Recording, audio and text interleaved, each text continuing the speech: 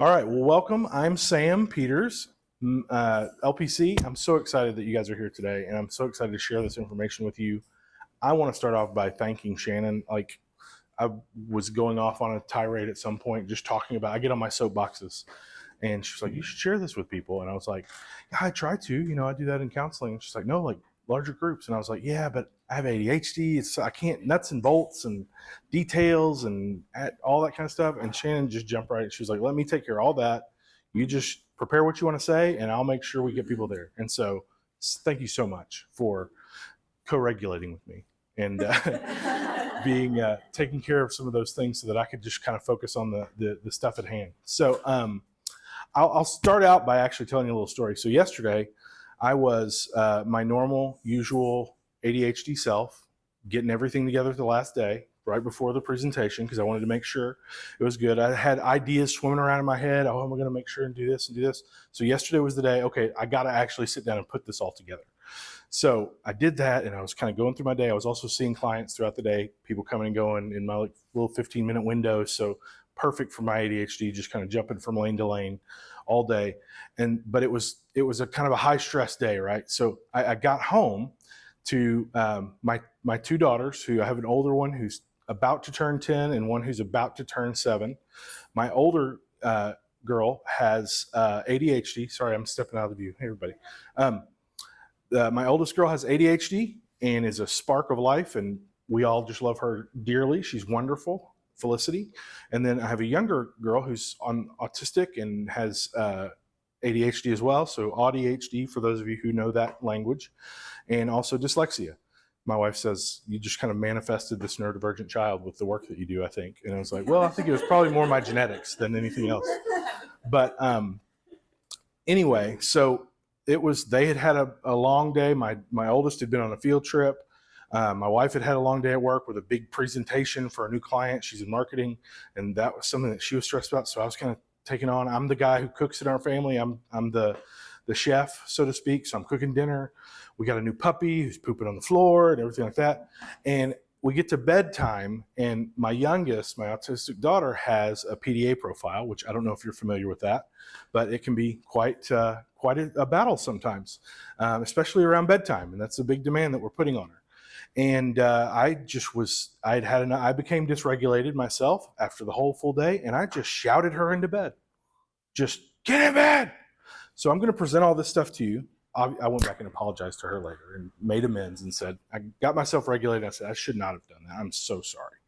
But I say all that to say, I'm in this boat with you guys. I'm not perfect. I have a lot of knowledge and experience and skills that I've gained over the years, but I don't always use them.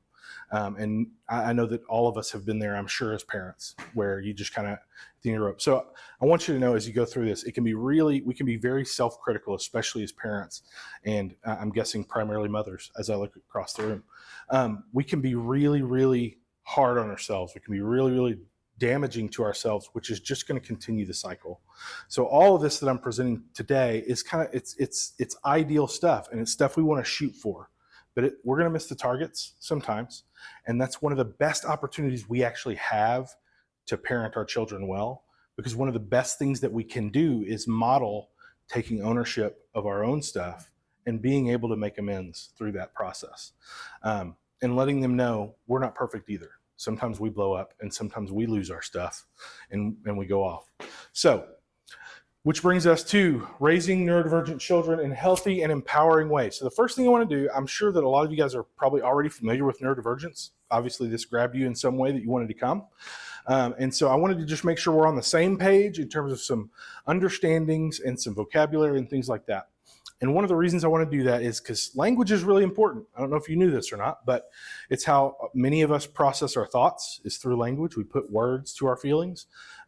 Language is really important because it has an impact on others, right? The language that we use and how we speak. And I know neurodiversity sometimes gets a lot of pushback from maybe older generations or people that are not quite as open-minded in terms of understanding neurodivergence. So I want to clarify some things about what I mean, what I don't mean, those sorts of things when it comes to neurodivergence. And I've always known that language is really important. My mom taught me this lesson. My mother, she grew up in Lake Village, Arkansas, which I don't know if you're familiar, you're probably not. It's very, very small. I mean, it's a really small town. And one of the things she told me that to kind of, I guess, illustrate how small it was, in town, they had a veterinarian that they would take their pets to and everything. And my grandmother had this miniature schnauzer. And she took him to the vet because she was like, I think he's going deaf. Like, he doesn't hear me. He's always been so good. He's always been so well behaved. And he just doesn't seem to care anymore. He's not listening anymore.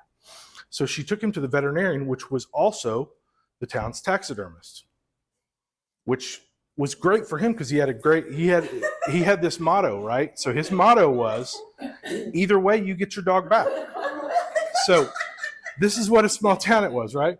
So she had this miniature schnauzer. She takes him to the veterinarian taxidermist, and the veterinarian says, no, he's not deaf. You're fine. He's just got a lot of hair. His hair is growing in his ears, and it's muffling the sound.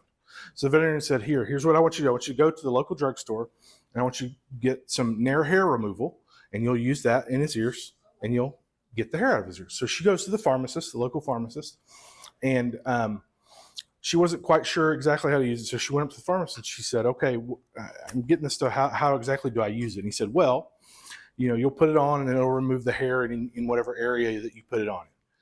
So he said, if you use this in your armpits, I recommend you don't use deodorant for a couple weeks. It might irritate the skin. So she said, no, it's not for my armpits.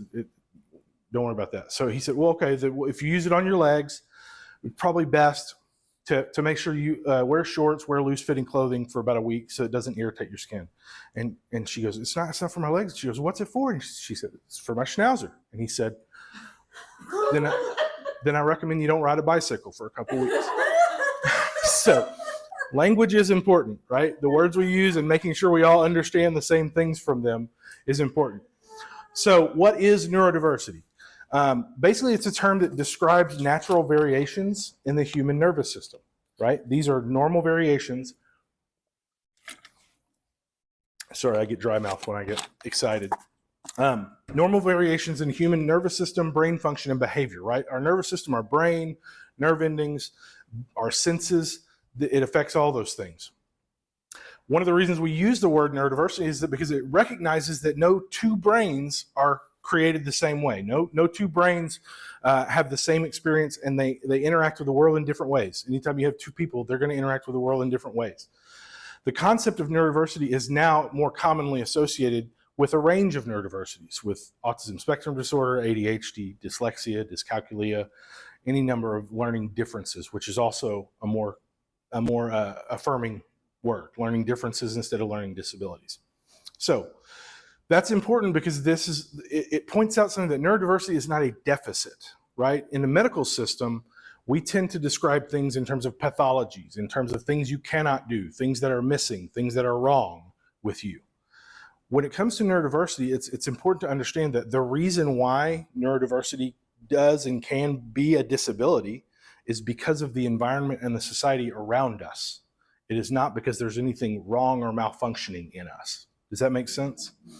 And the reason why this is so important and that we pass this on to our kiddos is because so often there's so much shame. So the bottom point here, it's basically we're not trying to fix them. We're not trying to fix them. There's nothing to be fixed. It's their brain and nervous system operate in a fundamentally different way. And this 20,000 by age 12, this is a study that was done about how many more disparaging or insulting or rude remarks that neurodivergent people hear by the time that they're age 12 than a neurotypical child. 20,000 by the time they're 12. Can you imagine what that does to your internal monologue? Because what we know from a psychology perspective is that our internal monologue starts to be formed at an early age. We're looking for outside input, people telling us who we are, people telling us things about ourselves, whether those things are direct or whether they're implied. And that's how we begin to form our internal monologue. Are you currently like getting kind of frustrated with some of the adults that were in your life growing up as you recognize your own internal monologue, right? We hear those voices and they become our voices. We put our voice on them, but originally they came from outside. That's why this language is so important in learning how do we interact with and raise children in ways that are going to help them have better outcomes in the future than maybe we had. So these are some common neurodivergent neurodevelopmental differences that I'll be kind of diving into today. I'll primarily be focusing on more autism and ADHD type things because there aren't usually as many behavioral aspects of the dyslexia dysgraphia. And usually when you're looking at dyslexia dysgraphia, there's a lot of times, about 80% of the time, there's another neurological issue going on like autism, like ADHD. So raise your hand if you would like me to kind of describe what autism or what ADHD are, or do we feel like we have that already? Because I don't want to be like mansplaining quite literally to a room full of ladies. Anybody feel like they need an explanation for those things? We'll go through. Okay. It's like I said, about 80% of these things that we looked at before are going to have another thing as well attached to them, right? So as a child grows up and faces new challenges, it's possible that their initial diagnosis might change, right? We're discovering new things all the time. We're discovering, for instance, we have missed autism in women for years because we misdiagnosed it as anxiety, or we misdiagnosed it as postpartum, or some other things like that. And we're doing a better job at it, but we still have a lot of ground to cover because we know that autism, ADHD, none of these things, they don't discriminate based on race, gender, or sexuality. So theoretically, there should be about the same number of women and men that have these things, but yet that's not what we're seeing. And a lot of that is from bias and the way that these things kind of manifest in women that doctors have missed, which doctors have been predominantly male for a long time. There's a lot of, I'm not going to mansplain gender discrimination to you guys. Creating a nurturing environment. So this is where we're going to start. We got to create the environment, right? We're working around. This is really important because one of my rules of thumb when it comes to neurodivergent kiddos and neurodivergent people in general is understanding there are going to be some things that are more difficult for them to do internally, right? There are things that their brain does not do like a neurotypical brain does. Make sense? And anytime that's going on with our kids, the accommodations that we need to make, we need to take those things that would be happening internally and we need to make them happen externally. Does this make sense? Right? And so that's a good starting point when you're thinking about your own children or children that you're interacting with is, okay, what's the hiccup on the internal side? How can I externalize that? How can I help them externalize that? And one of the things that's really important to note is, and it's a real sticking point I meant to discuss this in understanding neurodiversity, but it comes across in the environmental part as well, is that neurodiversity is an unseen thing that's going on. It's not evident. I can't tell by looking at you whether you have autism or ADHD, whether you're autistic or whether you have ADHD. I can't tell by looking at you if the letters are flipping around up in your head up there for you. So a lot of times it's really hard for us to get over this hump of, okay, for how long? I hear that question from parents so many times when I'm like, okay, here's what we need to do to help accommodate, right? And the best analogy I can come up with is if your child was paralyzed from the waist down and you had to build a ramp to get into your house, would you ask me how long are they going to need that ramp to get into your house? No, that would be cruel. No, they will need that always. They will always need that ramp, right? So now, as they get older, they may need to they may need to be able to find the ramp for themselves. How do I get in this building? How do I get to this task? How do I accommodate myself? But they will need these accommodations. This is how their brain operates. It's hardware. Make sense? But since it's unseen, we have this idea that we're going to train them out of it. How do I get him to do his homework on his own? That may not ever happen. We may need to figure out he may be able to accommodate himself in order to get it done. He may be able to do some of these external things in order to do the things that he needs to do, or she, but these will always be there. I tell people all the time, I'm a 42-year-old man that I do not like doing non-preferred tasks, dishes. I don't. I have to give myself M&Ms after I do the dishes. I have to give myself a treat. And I would shame myself for years because I needed to give myself treats and rewards to do things. Well, that's because the dopamine in my brain, and we'll get to this later, I don't get a dopamine shot when I do something I don't like doing. I don't get anything, no sense of accomplishment, nothing. It's just, that was a waste of time. I hated every second of it. And now I have less time. So creating a neurodiverse, safe, healthy, affirming environment, it starts with sensory integration. One of the things that we know through years of research and just personal experience is that because these are nervous system things going on, it has a direct impact on their sensory integration, their sensory processing, and how their senses work. I shouldn't say 5 senses. There's way more than that. But sorry. So we need to know that it's going to involve the senses. The obvious ones: sight, touch, hearing, smell, sound, all that. So what you need to do on your end as a parent or caregiver for these children is understanding what are their unique sensory needs. What are their needs? And a lot of times we talk about this in terms of like triggers, and that's important. You do want to find out what those things are. What are the things that really trigger them, that create meltdowns, that create issues with their senses? But it's also important to really make sure that you're addressing what are the things that charge those batteries, because most of these kids, they'll have stems, they'll have things that they do that are self-regulatory, that they're doing in order to recharge their batteries and give them the gas to make it through the day. So the 8 sensory systems that I've done here are sight, sound, smell, touch, taste, balance, movement, and internal state, right? So a lot of times our children love to swing. There's a reason for that. That's one of their senses that they're engaging. And if you need a structure or a guide to walk you through this, I've linked in the PowerPoint a sensory needs checklist that will just kind of give you a structure for that. So in the copy that you've gotten, you should be able to access that link to check that out. Real quick, you should have a copy in your email. If it did not go to your email, let me know and I'll get it to you. Yeah. All right. So this goes back to the language thing, respectful communication, recognizing that communication comes in various forms, right? So we talked about the sensory needs that kids have. Communication needs are very much a thing that we need to take into account as well. We need to understand, is my kid more visual? Do they have difficulty placing the right label on what they're trying to say? A lot of times there's a disconnect, and many children are also fully nonverbal, right? So they're not going to be able to speak and tell you what it is that they need.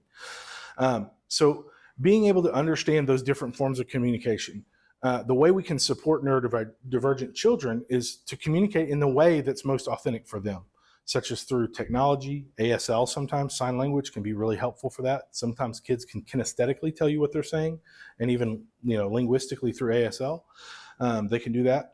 Or speaking, whatever their thing is. I have a lot of my clients that are older that they prefer that they have a conversation with their parents about things that are either sensitive or high emotion. They would rather talk about that over text. And I find parents that find that infuriating. And I'm like, why? They want to actually authentically communicate with you, and they feel like that's the best way that they can do that. And it gives them space.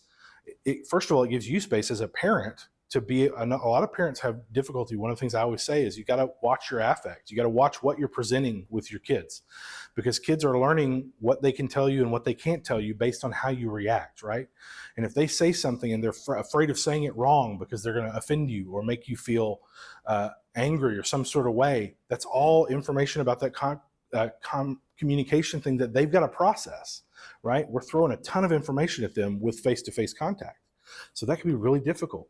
So being willing to be flexible with your child to say, hey, let's try, maybe not even waiting for them to say it, but like, hey, maybe do you think it would be easier for us to talk about this if we were texting or if we were messaging or something like that? It gives them time to process. It gives them time to actually plan out and kind of see what they're going to say. They can also communicate. I have a lot of clients that they love to use GIFs and images to communicate feelings that they're having instead of words, because they find that they can find a better representation of what they're thinking or feeling in that way. And so let's be adaptable. Let's learn to communicate in this way. We have all this beautiful technology that we can use to our advantage. And avoid enforcing neurotypical communication expectations when possible. For instance, eye contact, sitting still, handshakes. I communicate much better when I'm moving around. Even if I'm sitting still, my arms are going crazy. So being open, not necessarily saying, you look at me in the eyes when I'm talking to you, because that is a very, very stressful thing for many autistic individuals. And having to sit still is very, very difficult for many autistic and ADHD individuals when their body wants to move and they're feeling like that they need that sort of accommodations. So be careful about enforcing those things, right? Because those are those disparaging remarks, right? Why can't you just look me in the eye? You got to look me in the eye when I'm talking to you. Or don't look at me when I'm talking to you, because some autistic people are fascinated with faces. So that could be true as well. So, and then handshakes and hugs. That's that sensory thing again, right? We don't want to insist that our kid, I mean, how many times have you seen that, you hug your uncle, or you, like, let's let them understand that they have some autonomy in their body and choice in what they do. There's a whole other soapbox for that one. But forcing physical touch on kids that may have sensory issues with that is not going to be a positive communication thing. And we're teaching them that the way that they want to communicate is wrong. And it's not, it's different. Trying to use very clear and direct language, right? One of the things that can happen a lot of times is we will imply something that we want our child to do. This is one that my youngest hates, right? Because A, I don't think she fully gets what I'm trying to imply. And B, it's also, now I've placed two demands on a demand avoidant child. Figure out what I'm saying and do the thing, right? Instead of being direct. Throw away your plate when you're done with dinner. Instead of being like, well, what's going on? You're done with dinner. What should you do next? Because now I'm putting extra demands. So being clear and direct with our language. Being willing to use visual aids. Break up ideas into smaller bits. This is really important for ADHD, right? How many times have I given my oldest a list of chores and she gets the first one done? And what else am I supposed to do? Because I've given her too much information. Break it down into smaller bits and don't be afraid to do that. That's actually a very good accommodation for a lot of kids. Operative social interaction. So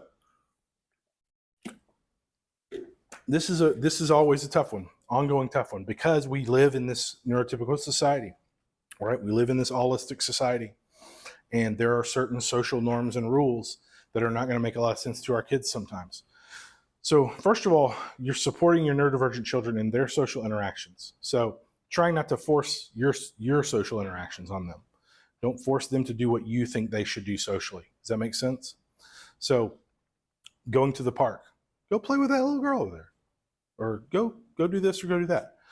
Ask them what they want. Ask them what they want to do. If they want to go play with that girl, okay, let's talk it through. How can I support you in that, in your social goals? Enable them to connect with appropriate communities or groups or around areas of special interest. This is a huge one right here, right? How many times have we had that thought, or whatever, the thing that our kids are into, whatever their special, the thing that's giving them the dopamine, it's weird. It's out of the ordinary. It's not the right context. Maybe it's not fully age appropriate. Those sorts of things, right? So I have one client who is my client is totally into like Nazi Germany. And like he's not like, I want to be a Nazi, but still that's something that can be disturbing to a lot of people. Like, why are you so into Nazi Germany? And so understanding that they're going to have some special interests that may not be up your alley and may not be up the typical alley. So as much as you can, obviously I'm all about age appropriateness and everything like that. You got to take that into account and understand that. But enabling them to be able to connect with other communities that also, because I guarantee you, for whatever it is in this world, if it's Curious George Socks, there's an online community or some group of people that is so enthusiastic about it. And so enabling them to connect with those people in like I said, age appropriate ways and at the right times, so that they can engage that. That's something that they feel really great about socially. They are ready to talk about it, right? Just give them an opening. And so help them understand how neurotypical communicate. Now notice I'm saying help them understand it. One of the greatest thing, and I was a special educator for years before I became a counselor, one of the things that I regret the most and that was done throughout a lot of history and is still done in a lot of schools is that the procedure for dealing with neurodivergence in schools is to teach them how to act like they're normal, or to teach them how to act like they're neurotypical. Not about that life. That is shaming. It has caused deep emotional scars in so many of my adult clients that they're still working through today, because the message that they got from their educators and administrators was that something's wrong with you. You need to fix it in order to be acceptable in this community. So, but I do think it's important that we educate them on, just like I think it's important we educate neurotypical people on how neurodivergent people might communicate. But understand how neurotypical people communicate and have social interactions, right?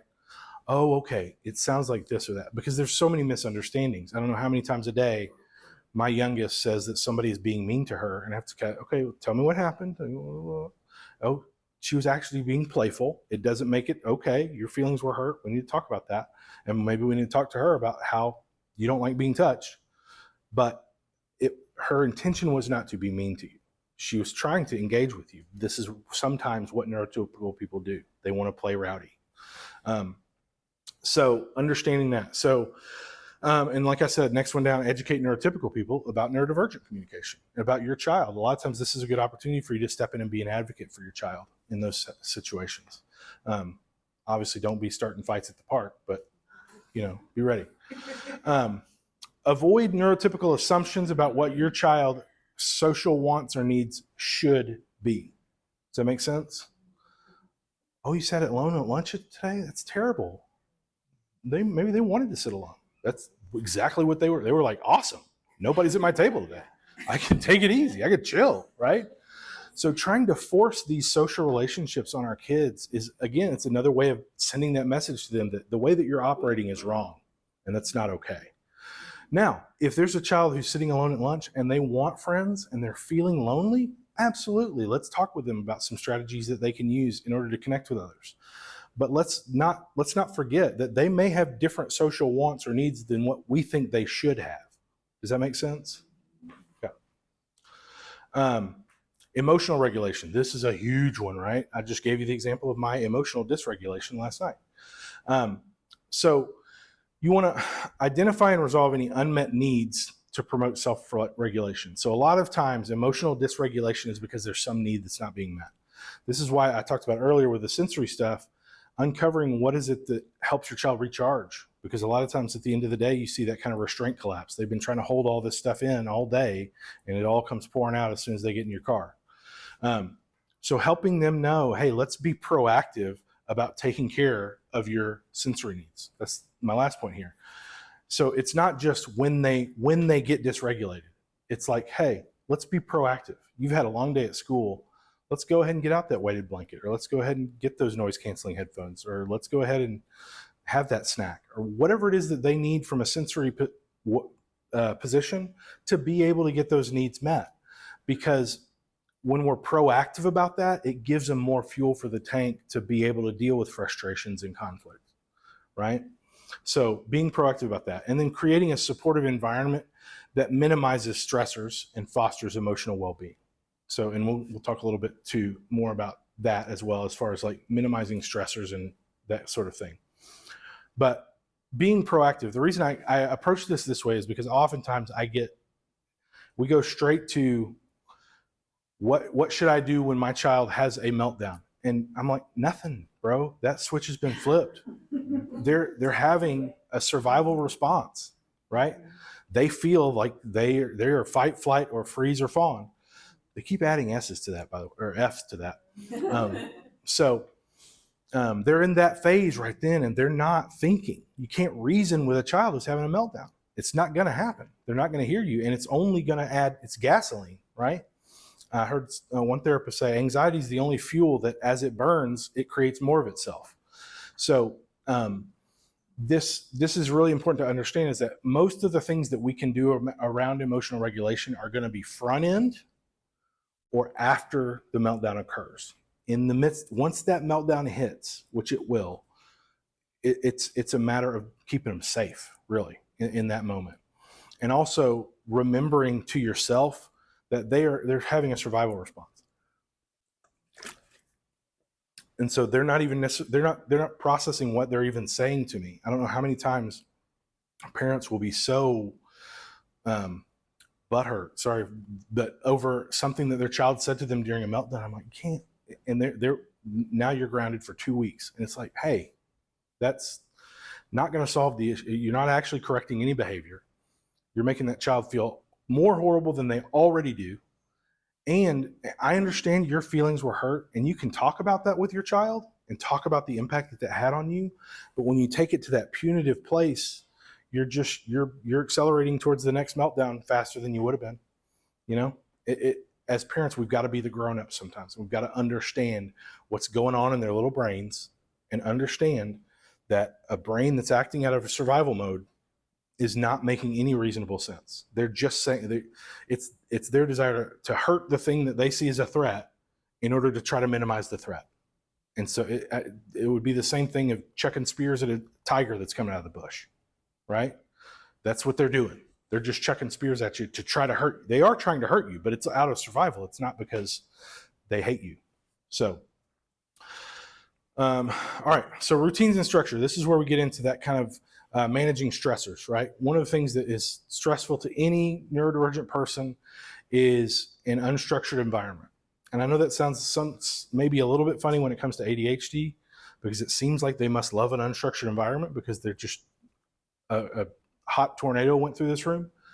But that's not necessarily true. There's reasons for those things happening, but studies have shown time and time again that all neurodivergent people do better within a structured, organized environment.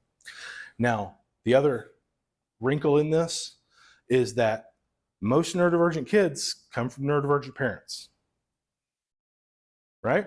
So I'm not going to ask for any show of hands, but I know that for me. And so this is a hard one for us to do, right? It's hard for me to get over, but this is again one of those situations where I've got to be the adult in this situation and really try my very best. It doesn't mean I'll be perfect at it, case in point. And it means sometimes I need to make amends about things. I didn't think about this part of the schedule when I told you the schedule this morning.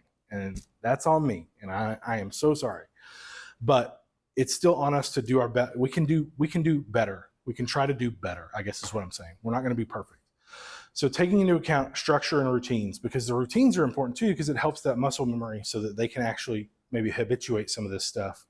And although it's also way harder for neurodivergent people to create habits than neurotypical people. But consistent routines, and again, that's one of those things where you may need to be the external force that's helping to kind of do these things. And I promise you too, this is what I found. I have found more calmness in my own life as I've done this for my kids, because now my life is more structured. Understanding you may need to incorporate incentive structure for this to be sustainable, right? Again, we go back to that dopamine thing. Kids or neurodivergent folks don't typically get the same dopamine hit that neurotypical people do from when they do a non-preferred task. Having an incentive structure, if you can do this, then this is the incentive. Like I said, a lot of parents don't like that because they're like, I want them to do it for themselves because it's the right thing to do, right? 42-year-old man, I still will not do the dishes without M&Ms. So, and those routines, again, give them essential life skills. Visual schedules are huge. This is something that I'm wanting to, I did some research. I actually linked to a bunch of different visual schedules here because it's something I want to start doing with my daughter, with my youngest. My oldest doesn't need it really that much, but I think my youngest daughter will do a lot better with it. She's in first grade right now. And so having a visual schedule that has like pictures of what you're doing. And that's why I linked to this, because some people are like, what's a visual schedule? What do I have to be an artist? No, you can order, there's tons of them. But a visual schedule can help because first of all, it gives an order to something. That's one of the things that we don't do well internally is create a mental order of things. Some of us. So being able to see it right there and being able to kind of anticipate those things and understand what's going to happen next is super helpful for the structure and routine, because so many of our autistic individuals do not take well to sudden change or unexpected changes and transitions. So this can help you do that. All right. Communication strategies, active listening, pay attention to your child's verbal and nonverbal cues. This is really important because understanding that communication is not always verbal. Sometimes our kids will communicate with us through their behavior, right? So we need to be actively looking and listening to what they're trying to say. Reflect back to hear what you hear so you show them that you understand their perspective. That's hugely calming for autistic or ADHD individuals who are already anxious about whether or not they're going to say what they mean to say. Does that make sense? So when we actually take the time, it's not patronizing, but say, okay, here's what I'm hearing you say is that this happened and you feel like this person was being mean to you, and so then you did this. Am I hearing that right? Yes. So that's a good way to kind of make sure that you're understanding what they're trying to say. It's also calming for them that they don't have that anxiety that you're misunderstanding them and acting out in that way. First of all, validate feelings, right? Feelings are never right or wrong. They're feelings, right? They don't exist in the realm of logic. And I have a lot of dads that have more trouble with this one. I have a lot of moms that do too, but validating their feelings, even if you don't agree with their reactions or their behaviors, right? So oftentimes our kids get the message, I'm not allowed to be angry. And when I get angry, I'm in trouble because they don't have that separation between the feeling and the action, right? We need to help them establish that, help them understand. I can tell that you're really angry right now. Let's talk about that. I told you to do something and you really don't want to do it. And that makes me angry sometimes too. So letting them know the feeling that you're having is valid, totally valid. So we can talk about that. And then after you've done that, they know that you actually understand what they're trying to communicate. You can a lot of times do some redirection or some correction, but we need to validate it first so that they know it's not wrong for me to be angry. There's just different things I need to do. Simple and direct language is always best. Avoid using figurative language or sarcasm. This is one of those things that I really struggle with because I love sarcasm. But really avoid doing that because it's damaging more often than it's funny. Does that make sense? Especially to our kids. And it's also just difficult for them to pick up on, right? Like, boy, you really blew your top. And they're like, what? What are you talking about? So trying to use direct and clear language.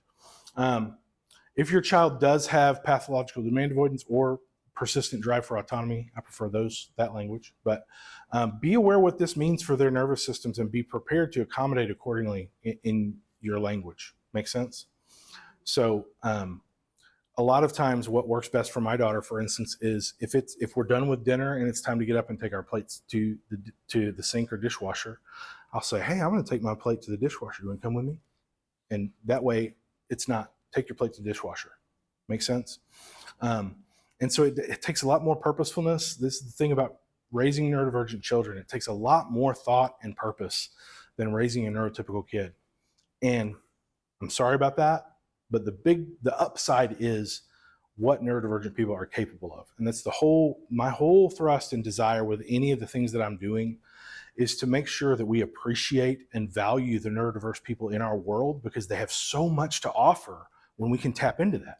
There's so much there that I think we miss out on when we shame these kids and belittle these kids and drive them up a wall by not raising them in ways that they feel empowered by their neurodiversity and not undermined. So that's no problem for me to do that. Again, I'm an adult. I can think about how I'm going to and be purposeful. And that's the thing. Like, if you have a neurotypical child, you may not have to plan out how am I going to get them to clean their room. With me, I got to take 20, 30 minutes and think, okay, what's going to be the best tactic to be able to do this in a way where she's productive, she's getting things done, and I'm also affirming her and empowering her. And a lot of times that involves co-regulating. So that example that I just gave is an example of co-regulating. If you do something with your child that you're needing them to do, I know sometimes that's the whole point, is that I don't want to be the one to have to do this. But if you do it alongside them, then they get the joy of connecting with you and they're learning how to do a task, right? Now, that doesn't mean that you may have to do that forever. Maybe this is the way that I'm teaching them about, when I do things that I don't really like to do, I like to give myself a treat afterwards. Do you think we should do that? Yeah. So then that way, maybe then, hey, I need you to clean your room and I don't have time to co-regulate with you. What do you think you might be able to do to help yourself get through that task? Oh, you gave yourself treats. Can I do that? Totally. So that's a way of teaching them side by side. Visual aids, pictures, diagrams, written schedules, all of these enhance understanding and reduce anxiety. Again, this is something you got to be purposeful about. But if there's a Saturday where we got a lot of things we need to get done, having a list for my ADHD older daughter, it's like, okay, these are all the things that we need to get done today, instead of just pelting her with 10 things and now she feels overwhelmed and can't do it. And I might need to break that down into smaller lists. Here's your first list. When you get done with those, come back and see me. I'll give you the next one so that I'm not overwhelming her. And visual supports can be especially helpful for children who have difficulty processing auditory information, right? So having a picture up of this is what the routine for cleaning your room looks like with images. You can even, one of the things that I like to do with my daughters is I like to invite them to make a video of how they're doing it so they can watch that video the next time. And they love it because then they're like and subscribe. And I'm like, it's just on your camera roll. Alternative communication methods. This goes back to what I was saying about messaging and texting. Oh, I jumped ahead. I remembered I put this in there. I was like, where'd it go? Okay. Sign language, picture exchange systems, GIFs, messaging, texting, those sorts of things. Some kids will need an augmentative communication device. I've even had some kids that are verbal that will still prefer, they like being able to go find on their augmentative communication device. If you don't know what that is, it's like pictures or words that they can kind of build and create a sentence or a statement with. Or they can pre-record something and then play it back for you later. Patience and understanding, recognizing that communication may take more time and effort for neurodivergent children. It does. I'm not even going to say may. It does. It absolutely does. So be patient and understanding, providing encouragement and support. Be on your guard about those disparaging remarks. Just understanding that just that stat was enough for me to be like, I really need to be purposeful with what I'm saying to my daughter because she's hearing those messages. And my voice, more than any teacher or any administrator or any adult, is going to resonate in her forever. And then this is where we get to mistakes are going to happen. Model appropriate ownership and responsibility by apologizing when you make mistakes, right? Because we're all going to make mistakes as parents. As a therapist, I say all the time, it's not a matter of whether you're going to screw up your kids, it's a matter of how. It's going to happen, right?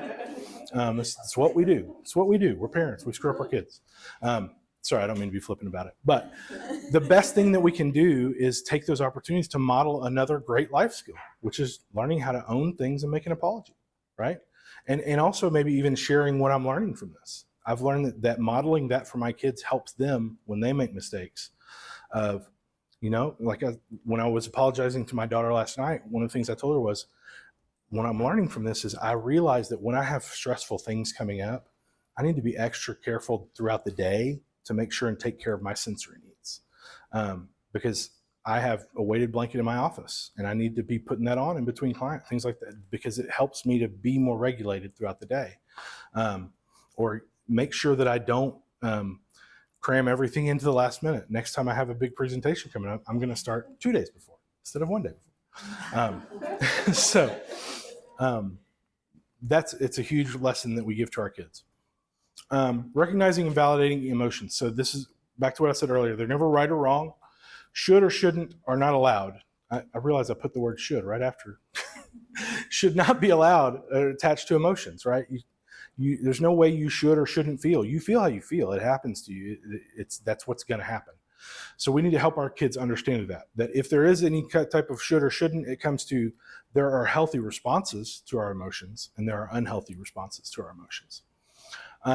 Helping your child, labeling emotions is a huge difficulty for neurodivergent kiddos. Get yourself a feelings wheel. Just Google feelings wheel. And help them to identify the things that they're feeling. Help them to walk through it. And sometimes they're not going to be able to do it in the moment. That's the other thing too. Be careful with the feelings wheel because you can add a layer of frustration to an already frustrating situation by being like, how do you feel right now? You're upset. That's another it's another demand for my PDA kiddo. But a lot of times that may need to be done after the fact because in the moment, they're not quite sure what they're feeling. And even if you explore it after the fact, they'll be better able to label it in the moment later on when they feel it again. Another way that you can really help their feeling, I forgot to write this one down. Another way that you can help neurodivergent kiddos, a lot of times, one of the things I've noticed is it's a more physical sensation for neurodivergent kids sometimes, not always. But where do you feel, not necessarily what are you feeling, where do you feel it? I feel it here, or I feel it here, or wherever. Because I've had clients that's the way that they identify what they're feeling. They're like, oh, stomach, that's anxiety. I feel it in my stomach, that's anxiety. I know that because I feel it in my stomach. So they're attaching it to a physical space on their body because that's how they usually experience it. So validate the feelings even if you don't understand. Lead with empathy and de-escalation. That needs to be our focus. Is we need to focus on empathy and de-escalation. when you sense that meltdown's coming. Because so many times we escalate it because we react to their emotional outburst by becoming triggered ourselves or dysregulated ourselves. And we forget that in that moment, we think we're being disciplinarians, or we think that we're parenting them, but really I'm just reacting out of my own anxiety. I'm just reacting out of I've been triggered, and now I'm having no better reaction than they are. Yeah, exactly. That's rude, right? I'm saying that's rude to me because Oh. I do that. Oh, okay, gotcha. Well, I was going to say that's one that I do sometimes. I say that to my daughters when they're getting escalated. I'm like, don't say rude things to me, right? And again, there's one of those disparaging remarks. They're getting escalated. So, instead of saying that's rude to my daughter, and I don't mean to be rude to you, Shawnee, but saying like, oh, I can tell that you're really frustrated with me right now, right? Instead of saying that's rude, don't say that to me, right? I can tell that you're really frustrated with me right now because now I'm connecting. I'm de-escalating. I'm not escalating it by making an accusation back. Make sense? Okay. So, owning or developing coping mechanisms. Foster an openness to being able to talk about difficult thoughts and feelings. Right? When we have those reactions, when we have those or pearl clutching reactions, those sorts of things. My 9-year-old asked me what a strip club was the other day. I was like, I don't know. Why would I know? No, but I actually was good in that moment. I was like, oh, really? Where'd you hear about that? Tell me what you know. But that's the way that we foster an openness to being able to talk about whatever we need to talk about is by managing our own affects and things like that. And also too, this is another one of those things where you can go back later and apologize. That you can undo some of that damage if I have a pearl clutching moment or if I have that angry, frustrated reaction. And go back later and say, when you asked me about this earlier, or when you said this earlier, I didn't like the way that I reacted to that.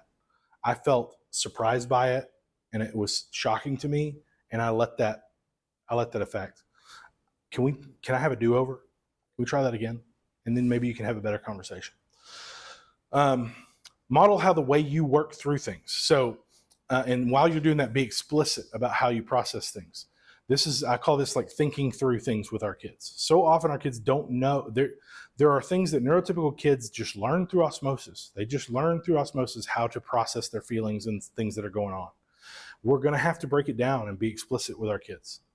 Today at work, my boss sent me this email, and I did not like the way that she phrased something. It made me really angry. I was really angry and upset because I felt like I had been misrepresented, and that something happened that was not my fault, and I was getting blamed for it.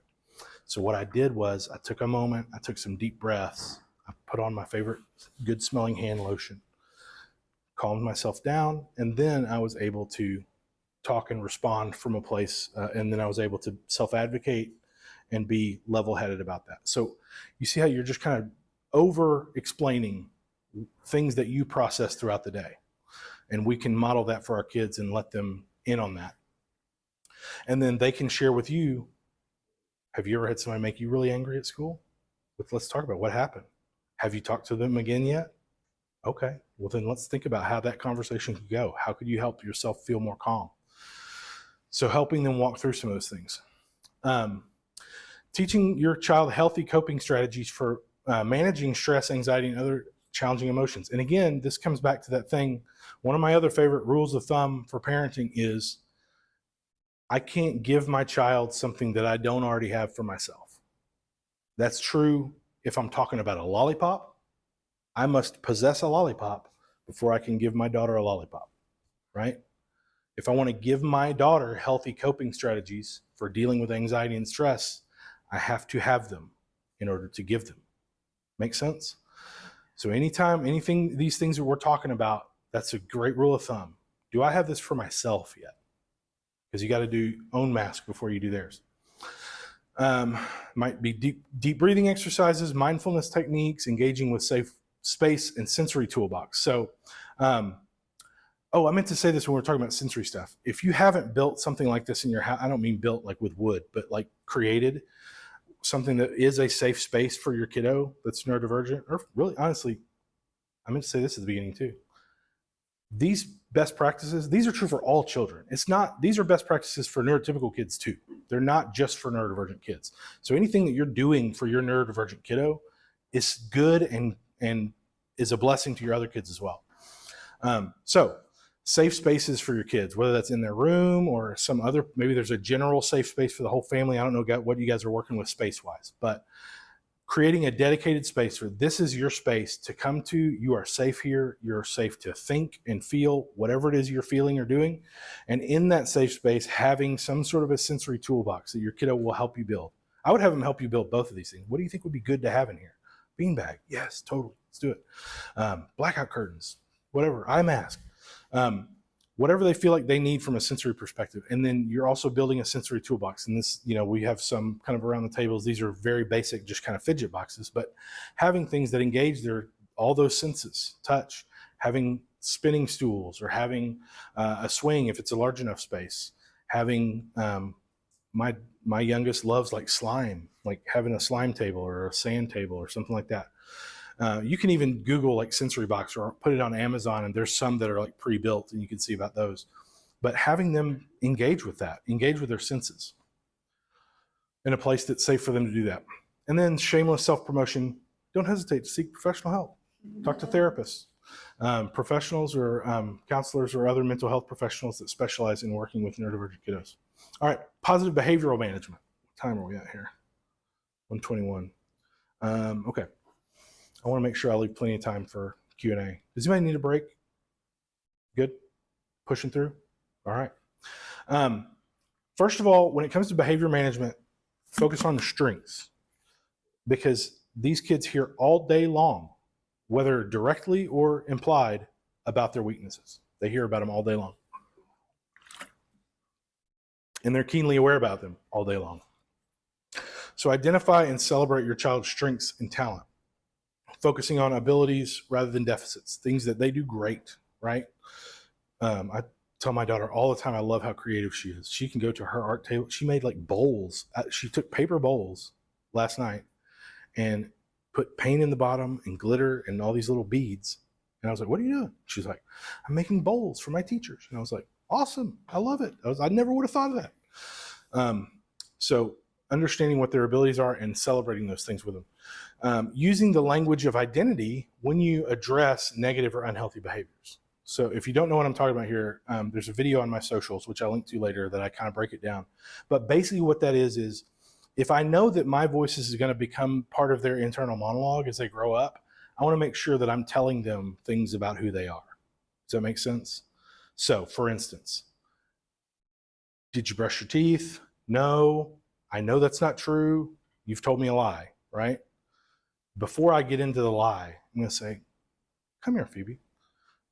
One of the things that I know about you is that you are an honest and good-natured person, and you know how important the truth is, and I love that about you. That's one of the things I love about you. So let's talk about that. Let's maybe either do a redo. Can I ask you that question again? Because I know that that's true about you. Because that's so important for our kids to hear what I believe about them. Because if I just go straight to, you've told me a lie, or maybe in a more angry moment or dysregulated, you are a liar, that comes into there. And here's the thing about human beings, neurotypical or neurodiverse, we are very good at becoming what we think we are. That is what humans do. I do what I think I am. If I start to think of myself as a liar, guess what happens next time I have a chance? I'm going to tell a lie, because that's what I do. I'm a liar, right? So we have to be careful about the message we send to the kids about their identity and who they are. And it also gives you a chance to leave that, which I'm going to talk about later. Let me see if it's on my next one. Yeah, it's a couple. I'll just get to it when I get to it. So, and then again, being a voice to counteract those 20,000. You won't be able to undo them, but you can add some counteractive content. And like I said, your voice is going to carry more weight with them than these other disparaging remarks. Making a plan. Collaborate with your child as much as possible. This is so important, especially for neurodivergent kids. Because it's teaching them about themselves, it's teaching them self-awareness, it's teaching them how to make a plan for something that they want to do, right? And they need that explicit instruction. Second of all, especially with PDA kids, you're going to increase their buy-in. They were part of the process that came up with this plan. This is going to be our behavior plan. And let's talk it through. And I want your input because you're the person that I'm trying to help and parent, right? When it comes to creating rules, what do you think our rules should be? I want to know. Maybe one of their rules is Daddy doesn't get his cell phone at dinner, right? That was one that came up in our conversation. I was like, okay, I am on Front Street right now. Thank you. But it was a good insight for me, right? That's something that obviously affected her. And I'm glad that she had a chance to tell me about that. And we added that right into the rules. Daddy's not allowed to have his phone at the dinner table unless the Mavs are playing. I'm just kidding. But you'll get some insights from that. They feel like they've got a say in it. It's not just about me putting these on you. This is about us as a family.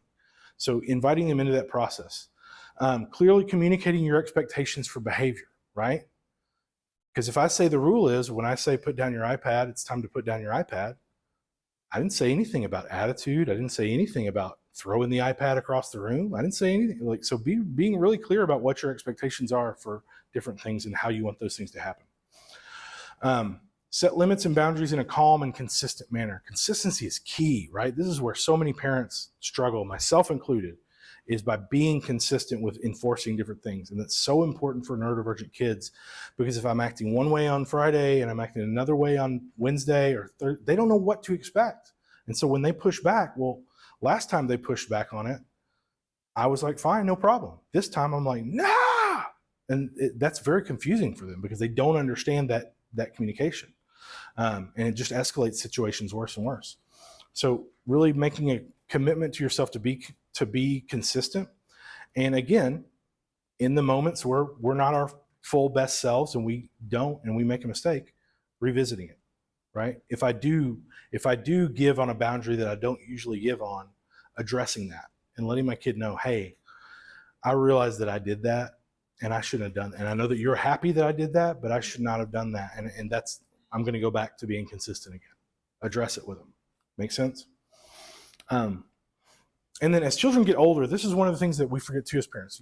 These things are going to need to change. You got an 18-year-old, you know that like as they get older, you got to change. You got to change you and how you're doing parenting stuff for them and on their behalf, right? And so as they get older, and this one's super important, begin to truly allow them to make their own choices, even when you know it's going to lead to failure. Let them do it. Do not force them to do that project. And I don't know when that right age is, but they need to be allowed to fail. They need to, and this is, again, kind of a general rule. I got news for you. You have given birth and you have brought into your home human beings, and human beings are notorious for not being 100% right all the time, right? We are notorious for making mistakes and failures.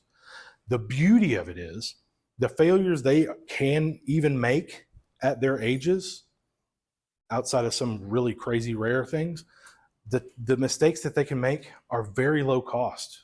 Does that make sense?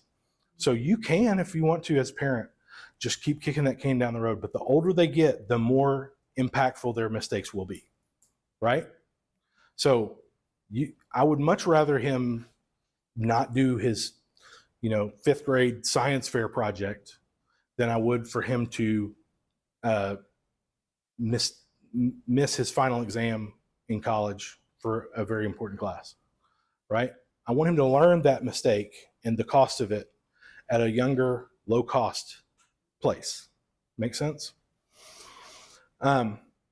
As children get older, this is a good one too. As children get older, create opportunities for emotional ownership of their actions by managing your affect and language, right? So one of the things I tell parents too is that imagine a pizza. There is a pizza of the emotional ownership of any certain choice, right? The more of that pizza you eat, there's none left for them. I have parents all the time where like, the more and more upset I get at him for not doing his homework, the less and less he seems to care about it. I'm like, it's because you're eating all the pizza. You're getting personally upset because of his choice. And the message you're sending him is that I'm the one affected by this. And so why would he be? You've eaten all the pizza. Why should I be upset about it? You're so upset about it. And so we got to let them own the emotional ownership of their choices, right? We've had it a lot this year because I've let my fourth grader just be in charge of her own homework. I'm like, whether you do it or you don't is totally up to you. Dad, you didn't remind me to. I dealt with that a lot in the first fall semester. I was like, is it my homework? No, it's not my homework. I learned all that stuff already, I think. So I don't know about this new math, but a lot of it I learned. Now, I will help her with her homework freely, and she will ask me for help with her homework. I'll even help remind you about your homework if you ask me to. But it's your homework. It's your responsibility. Do you want me to help remind you? Yeah, okay. And so then I'll remind. Wednesday, hey, have you done your homework this week? Oh, no, thank you. Go do it. But even if she says no, I think I'll do it tomorrow. And then we run out of time tomorrow night. That's okay. That's her choice. She can take that up in the sessions. Because I want her to own that emotion. And it's worked. This year, so many times, like there have been so many times that she's forgotten and she comes home, she's like, I forgot to do my homework and I'm so upset. Have you thought about talking to her, see if you can turn it in late? Oh, that's a good idea. So she's now, I've instilled that in her so far that she owns the emotional ownership of her choices in school. Okay, positive reinforcement, way more important than negative consequences. I just realized I'm standing exactly where you can't see anything up here. That's okay. I'm like literally line of sight. So positive reinforcement is great. It's greater than negative consequences. That's for a lot of reasons. Better practical results. This has been true from lab rats to human beings. You're going to get better results for the behaviors you're looking for on the bottom line with positive rewards.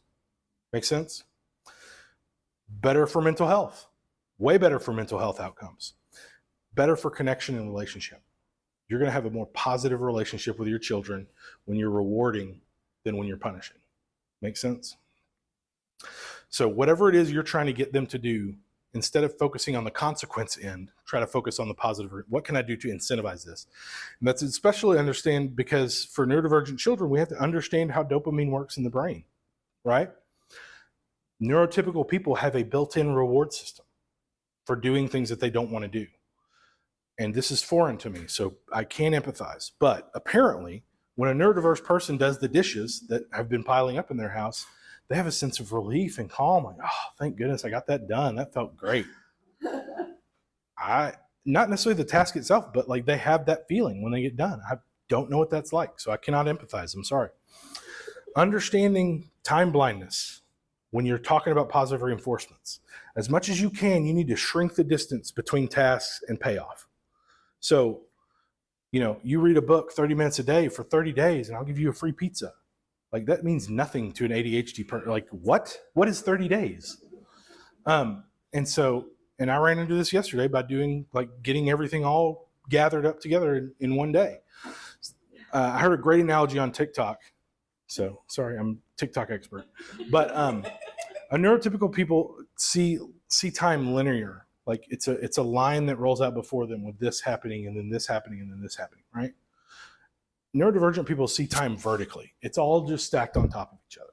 And I thought that was a really great analogy for how, like it's all sitting in front of me right now. I have to do all these things right now if I'm thinking about a month's worth of work. And that's overwhelming and completely shuts me down. Does that make sense? It's a stack of things to do rather than a timeline of things. Yeah, no. I loved it. I thought it was very much, I empathized with that one for sure. Yeah, absolutely. I should make that one. And then another, so taking that into account, I need to realize that planning out something that's a big long-term payoff is not gonna be as effective. Now you can have that and the small payoffs so that you're trying to help encourage that muscle to grow in their mind. But if they're having trouble cleaning up the room, depending on the age and depending on their ability level, it can't be clean your room and then you get a Snickers bar. Sometimes it might need to be pick up that sweater and then you get an M&M or a Skittle. So you need to shrink that window of time. The closer you can get to behavior and payoff, the better for especially an ADHD brain, but all neurodivergent brains. Say yes as much as possible. this is just a good parenting rule in general. Say yes as much as possible. How many times do we say no to things because it's just kind of, I don't feel like it, or whatever else? Can I climb on this fence? No. Why? I don't know. I feel like I'm supposed to say no to that. Go ahead, climb on the fence. I don't care. Yeah. Hope you don't break your arm. So we say no to a lot of stuff. We say no a lot as parents. It's kind of our default mode a lot of times. Just be aware of that and say yes to things. And it's okay for you to say yes after some pushback. If you have a moment where you think, well, wait a minute, why did I say no? And you go, you know what? You can do that. And just because they pushed back and I said yes, that just taught them that I'm a mature person who can rethink my position, right? Make sense? Consequences should always be consistent, fair, and related to the behavior. Especially true again for neurodivergent people. Taking your switch away because you kick the dog, that's not related at all. It's only punitive in their mind. It's only punitive. It does nothing to change their behavior, right? It just makes them feel bad and angry and does nothing to change that behavior because it was probably impulsive and they didn't think it through anyway. So they're not going to be able to do it. So as much as possible, make it. So I guess to that example, if they kick the dog, then maybe something that they need to do is go tidy up the dog's. You need to do something nice for the dog because you were just really rude to the dog. So be creative about that. But think about, okay, what was the behavior that happened that needs to be addressed? And how can I address it with a consequence that actually is related to the thing? Make sense? So this is where it takes more time to be purposeful as a parent. Avoid making threats or harsh consequences or punishments that you know you won't enforce. If you do that, we are not going to Disneyland this summer, knowing full well you bought the tickets, you bought the hotel rooms, and they are non-refundable. Right? We are going to Disneyland. That is going to happen. And the thing is, especially with older kids, they know that, right? I mean, even like elementary kids know that. You're not going to follow through on that threat, so don't make it. Don't put yourself in that position. And also, this is one of the things I tell parents all the time. Like, you don't forget that you do have the authority, right? A lot of times we get into this argument with our kids about whether or not we have the authority. I have the authority. I don't need to argue about it, right? Which also means I can say, you know what? This is a big deal, and I need to think about it. There's going to be a consequence, but I want to make sure that I want to think about it, and I'll talk to you about it in an hour. You can do that. Why can't you do that? You're the person in charge. So understand that you don't have to be beholden to their timeline of things all the time. Big one. Recognize when you're dysregulated yourself and engaged in a power struggle. I tell parents all the time, a power struggle only needs to happen when it's there. We really don't know who's in power, right? There's no power struggle between me and the U.S. government. They can come take me right now. They might swing in that window. They won't. Don't worry, I didn't do anything wrong that I know of. But there's no power struggle there. The U.S. government is not going to argue with me about something. They will just put me away, right? They have the power. So don't engage in it. It's only going to escalate the situation, especially if you have a PDA kid. You're just escalating the situation, and you're proving to them that you don't really believe that you have the power. Does that make sense? Mm-hmm. And so when you recognize that is what's happening right now, and it's now more important in my mind and in my heart that you obey me, then I've lost the plot, because obedience is not my top priority with my kids. I don't know about you guys, and maybe I'm of a different generation, but my top priority for them as people is not that they be obedient. And so that's doesn't even make my top 10. Do I want them to be kind? Absolutely. Do I want them to be good people? Absolutely. Loving, all these things. But obedient, in that moment, it feels really important to me, but I got to remember that's not my mission or vision for my family or for my kids. Rehearsals and do-overs are huge because you can set them up for success. First of all, we always want to be trying to set our kids up for success. How can I set you up environmentally for the best chance at success? So rehearsals and do-overs, basically, if iPad handoff seems to be a real big one for a lot of families. Rehearsals will save your bacon on this. Hey, you're going to have some iPad time right now, at the end of the iPad time, when it's time to put the iPad down, it's time to get ready for bed or whatever it is that's going to be next, what are you going to say? When I say it's time to put the iPad down, what are you going to say? What's going to be your line? Or how should I say that? You can even have them give you your line. How should I say that? Okay, that's how I'll say it. And then what are you going to say? I'll say, yes, sir. And then what are you going to do with your iPad? Oh, I hand it to you. Okay, cool. Let's practice. I'll go over here. Phoebe, it's time to give me your iPad. Yes, sir. Yay! The crowd goes wild, right? We rehearsed it, right? So now she's so much more likely to do that when the time comes. And then when I'm given, because you're always going to want to give warnings and stuff for transitions. I didn't even put that one in the slideshow because I feel like that's a pretty foregone conclusion with any neurodivergent parent. But you're always going to be giving some preemptive, hey, 5 more minutes, 10 more minutes. Probably true with any kid, honestly. But when you give those, okay, and remind me what's my line again? Okay. What are you going to say?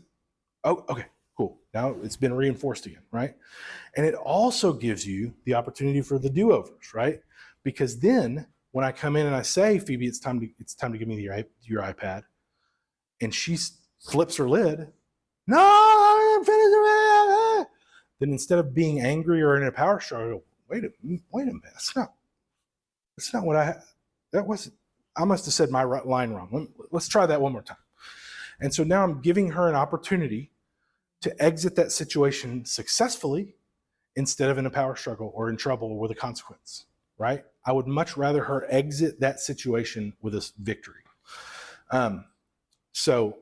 And this also opens the door for you to have do-overs, right?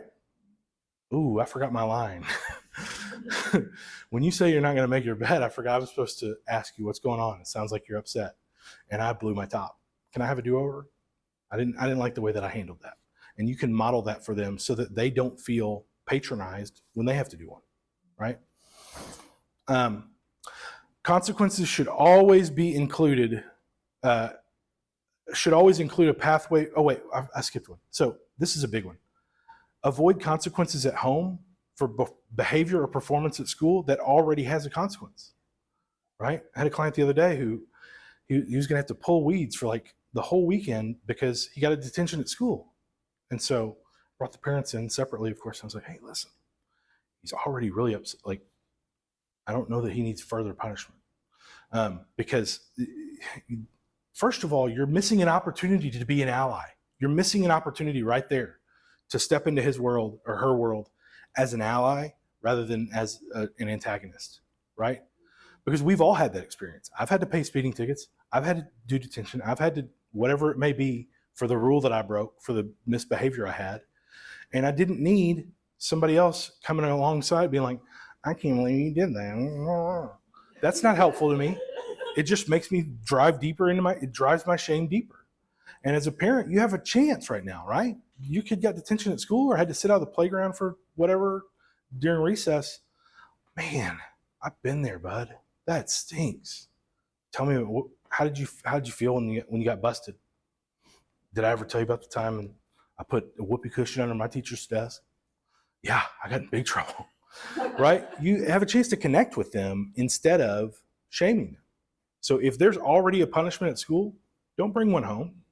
Make sense? Because you're missing the opportunity and you're just becoming another disparaging remark in their tool chest. So does anybody feel like they need much help with like IEPs or 504s? Anybody? Okay. Really the only thing that I'll say when it comes to interactions with school is just really trying. There's a great website, by the way, that tells you everything you would ever want to know about it in pretty layman's terms if you need that. But the main thing I would say is just with communication and collaboration, trying to be open with your child's teacher. The more you can be proactive about it, and it gives you opportunities to like, you want to try to establish yourself as an ally with school staff as much as you can. And obviously, unfortunately, there are schools and there are teachers that are not going to be an ally with you. They've already made up their mind about that when the school year started.